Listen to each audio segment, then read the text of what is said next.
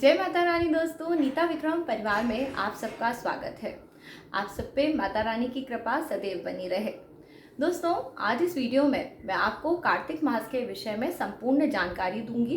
कार्तिक मास कब से कब तक रहेगा, कार्तिक मास के क्या विशेष नियम होते हैं, कार्तिक मास में किस प्रकार पूजा पाठ करने से आपको माँ लक्ष्मी की अद्भुत कृपा प्राप्त होती है। दोस्तों, वैसे तो हम अपने जीवन में जब भी तरक्की प्राप्त करते हैं, लोग हमें चढ़ते सूरज के समान सलाम करते हैं। तो इसी प्रकार जो लोग अपने जीवन में कभी हार नहीं मानते, हमेशा दूसरों की मदद करते हैं, उन्हें ये दुनिया बहुत पूछती है। तो आप भी यदि चाहते हैं अपने जीवन में कुछ हासिल करना, कुछ प्राप्त करना, तो कड़ी मेहनत ज़रूर करिए, जिससे कि आपको सफलता मिले और दुनिया में आपकी पूछ परख भी बढ़ती रहे।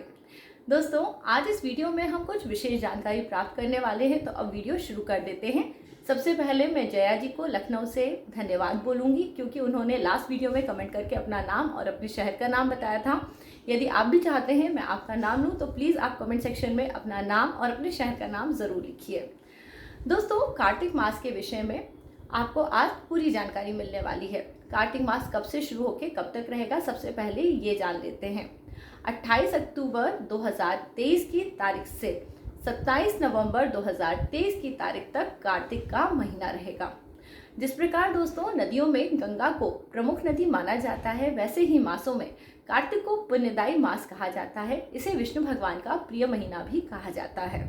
इस महीने में करे हुए जब तब पुण्य कर्मों के फल के कारण मनुष्यों की दुख और कष्टों से मुक्ति हो जाती है।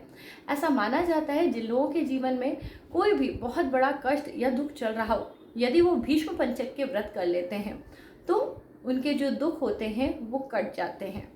अब देखिए दोस्तों, भीष्म पंचक यानी आखिरी के 5 दिन एकादशी से लेके पूर्णमासी तक के, परंतु जो लोग पूरे महीने में पूजा पाठ करना चाहते हैं, स्नान दान जप तप करना चाहते हैं, उन्हें इसकी जानकारी होना बहुत आवश्यक है। कार्तिक का स्नान हमेशा पूर्णमासी से ही शुरू होता है और यह पूर्णमासी पे ही समाप्त होता है।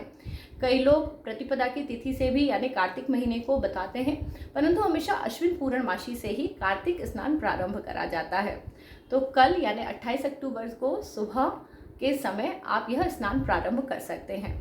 अब दोस्तों, माँ लक्ष्मी की कृपा प्राप्त करने के लिए स्नान में आपको 2 चीज़ों का प्रयोग ज़रूर करना चाहिए। पहली चीज़ है काले तिल और दूसरी चीज़ है आंवले का चूर्ण या आंवले का फल भी आप रख सकते हैं। अपने नहाने में इन दोनों वस्तुओं का आपको प्रयोग करना है। काले तिल आपके दोषों को दूर करते हैं और आंवले का चूर्ण आपके स्वास्थ्य को बढ़ाता है और आपको माँ लक्ष्मी की कृपा प्राप्त कराता है। दोस्तों, जब हम श्री हरि विष्णु भगवान की पूजा करते हैं, तुलसी के क्यारे का पूजन करते हैं, तो वहाँ महालक्ष्मी की प्रधानता होती है। इसलिए हमें इस प्रकार से स्नान करना चाहिए। और स्नान कब करना चाहिए? सुबह दोस्तों ब्रह्म मुहूर्त में उठना चाहिए, जैसे कि 4:30-5 बजे आप उठ जाइए और अंधेरे रहते हुए ही। दोस्तों, ये जो पूजन होता है, तुलसी माता का पूजन होता है, इसे सूर्य उदय के बाद नहीं करा जाता, यानी तारों की छाँव में ही कार्तिक का पूजन इत्यादि करा जाता है। जब आसमान में तारे रहते हैं, सूर्य उदय नहीं होता, उसी समय आपको यह पूजन करना चाहिए। और जैसे कार्तिक का जब स्नान करते हैं तो इसमें ठंडे पानी का प्रयोग करा जाता है। वैसे तो इसमें जो जलाशय में जाके लोग बाग स्नान करते थे उसको महत्वता दी जाती है, परंतु घर में यदि आप स्नान कर रहे हैं, आपका उम्र अधिक हो गई है या आपकी तबीयत ठीक नहीं रहती, तो आप थोड़ा गुनगुना पानी भी ले सकते हैं। वैसे ठंडे पानी का प्रयोग करना उत्तम माना जाता है। इसके अलावा जैसे साबुन, तेल, ये सब लगाने की वैसे तो मनाही होती है। पुराने समय में वैसे देखा जाए ये सब चीज़ें होती ही नहीं थी, ना तो मार्केट में साबुन मिलता था और ना ही शैम्पू मिलता था। पहले लोग मिट्टी से अपने बालों को धो लेते थे और घर में उपटन इत्यादि लगा के ही स्नान करा करते थे। क्योंकि साबुन तेल लगाने की मनाही इसलिए होती है क्योंकि कई कई साबुनों में जानवरों की चर्बी का प्रयोग होता है। तो आप ध्यान दें, आप कोई अच्छा हर्बल शैम्पू यूज़ कर सकते हैं, उससे आप अपने बालों को धोइए। और इसी प्रकार कोई हर्बल सोप यूज़ करिए जिसमें कि किसी प्रकार से कोई जानवर की चर्बी यूज़ ना हुई हो। अच्छा शुद्ध वो साबुन होना चाहिए, उससे ही आपको स्नान करना चाहिए। तो इस तरह से आप स्नान इत्यादि करिए। सुबह के समय दोस्तों जो तुलसी का क्यारा है आप उसमें पूजन करिए। साथ ही साथ पथवारी बनाते हैं, पथवारी में 4 पत्थर होते हैं, उनका पूजन करते हैं। सबसे पहले तुलसी के क्यारे में आपको पानी देना होता है। वैसे तो दोस्तों जब आप सुबह सबसे पहले उठें ऐसा माना जाता है सुबह सुबह उठ के हमें अपने घर का जो मुख्य द्वार होता है उसको ज़रूर साफ़ कर लेना चाहिए। तो एक तो आप जहाँ बैठ के पूजा कर रहे हो उस जगह की सफाई कर लीजिए, और जो आपके घर का मुख्य द्वार हो उस जगह की सफाई करिए, क्योंकि देवी लक्ष्मी आपके घर में आपके मुख्य द्वार से ही प्रवेश करती हैं, और वहाँ पे यदि साफ़ नहीं है, गंदा पड़ा है, तो वो कभी भी आपके घर में नहीं आएंगी। यानी आपके घर के दुख कष्ट, आपके घर की गरीबी दरिद्रता कभी नहीं जाएगी यदि आपके घर का जो मेन गेट है, एंट्रेंस है, वो गंदा पड़ा है, वहाँ कचरा रखा है। तो आप अपने घर के जो मेन डोर है उसको ज़रूर साफ़ करिए, और जहाँ बैठ के आप पूजा पाठ करने वाले हैं उस जगह को साफ़ कर लीजिए। उसके बाद तुलसी की क्यारी में पानी दीजिए, विधिवत वहाँ पे दीपक इत्यादि प्रज्वलित करिए, और आप विधि विधान के साथ तुलसी का फेरा लीजिए, और नियमित जो कथा सुननी चाहिए, कथा पढ़नी चाहिए, उसको करके आप इस व्रत को शुरू कर सकते हैं। इसके अलावा दोस्तों, कार्तिक मास में कई चीज़ें ऐसी होती हैं जिनका हम नियम लेते हैं। जैसे कई लोग केवल एक समय भोजन का नियम लेते हैं, तो आप शाम में सूर्यास्त के समय एक समय भोजन कर सकते हैं। आप मीठा भोजन कर सकते हैं, या फिर सादा बिना प्याज लहसुन का भोजन कर सकते हैं। वैसे तो सभी को पूरे कार्तिक के महीने में बिना प्याज लहसुन का ही खाना खाना चाहिए। मांस मदिरा का सेवन बिल्कुल भी नहीं करना चाहिए, तामसिक वस्तुओं का सेवन नहीं करना चाहिए, और इस प्रकार की कोई भी वस्तु जो आपके स्वास्थ्य के लिए, जैसे कि गरिष्ठ भोजन अच्छा नहीं होता है, ये नहीं खाना चाहिए। बैगन नहीं खाना चाहिए, मसूर नहीं खाना चाहिए, गोभी नहीं खाना चाहिए। क्यों? क्योंकि इन सब चीज़ों में थोड़े कीड़े निकलते हैं। चना, राई, ये सब चीज़ों का भी प्रयोग भोजन में नहीं करा जाता है। इस प्रकार से बताया हुआ है, तो आप भी इन नियमों का पालन करिए, शुद्ध सात्विक भोजन करिए, जिससे कि आपका मन जब तक के लिए तैयार हो। देखिए, भोजन का सीधा सीधा असर हमारे मन पे होता है। तो जब भी आपको इतने सारे नियम बताए जाते हैं, तो उसमें सबसे महत्वपूर्ण ये होता है कि आपके मन के ऊपर आपका खुद का कंट्रोल हो, क्योंकि ये मन बहुत चंचल होता है, पूजा पाठ में नहीं लगता। कभी भी हमारा मन ऐसा नहीं होता कि आज हम अपने इष्ट के पास बैठ जाएं और घंटे भर सिर्फ अपने इष्ट को भज लें और उनका ध्यान करें, जप करें, पूजन करें। हमेशा मन कुछ ना कुछ मांगता रहता है।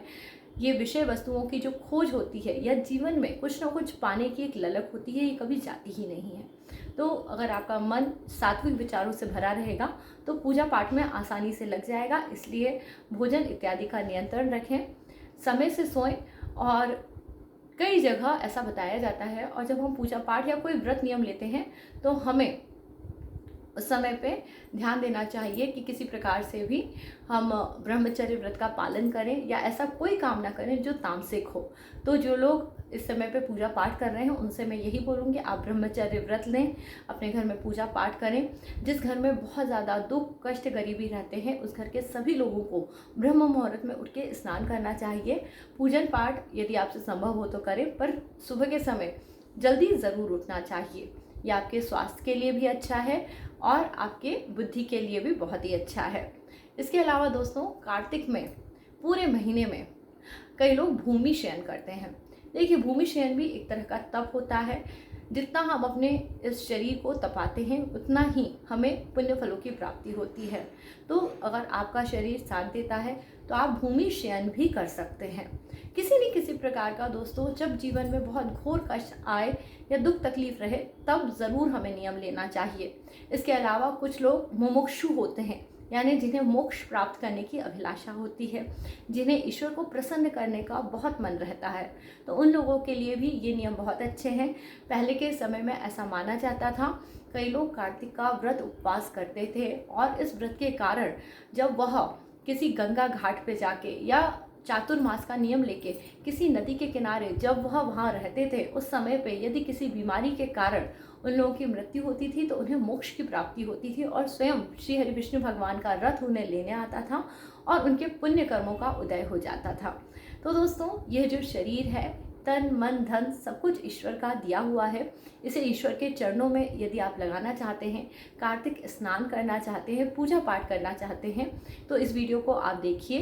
कार्तिक महात्मा की पुस्तक अपने पास ज़रूर लेके आइए। यदि आज आपके पास पुस्तक नहीं है, तो कल के दिन पे आप अपने मोबाइल से देख के, सुन के कार्तिक मास का जो महात्मा है उसका पहला अध्याय ज़रूर सुनिएगा। मैं कोशिश करूँगी, यदि हुआ तो मैं वीडियो आपके लिए बनाऊँगी। और नहीं हुआ तो आप कोई ना कोई वीडियो आपको मिल जाएगा कार्तिक मास के पहले दिन की कथा, तो आप ज़रूर सुनिए और इस प्रकार से पूजन पाठ करिए। यदि आप कोई व्रत का नियम ले रहे हैं तो मुझे कमेंट करके ज़रूर बताइए। ईश्वर आपकी सभी कामनाओं को पूर्ण करे, आपके जप तप को सफल करे, ऐसी मैं ज़रूर कामना करूँगी। और जो लोग आज चैनल पे नए आए हैं, पहली बार इस वीडियो को देख रहे हैं, यदि वीडियो दोस्तों पसंद आया होगा तो लाइक करिएगा, परिवार मित्रों के साथ ज़रूर शेयर करिए, क्योंकि जब हम सत्संग को, किसी अच्छी बात को स्प्रेड करते हैं या बांटते हैं तो हमारे पास कई गुना पॉजिटिविटी आती है और लाइफ में हमें बहुत बहुत खुशियाँ मिलती हैं। तो इसी प्रकार मेरे साथ जुड़े रहिए और नीता विक्रम चैनल को देखते रहिए। अगला वीडियो लेके आपसे जल्दी मिलूंगी। जय माता रानी।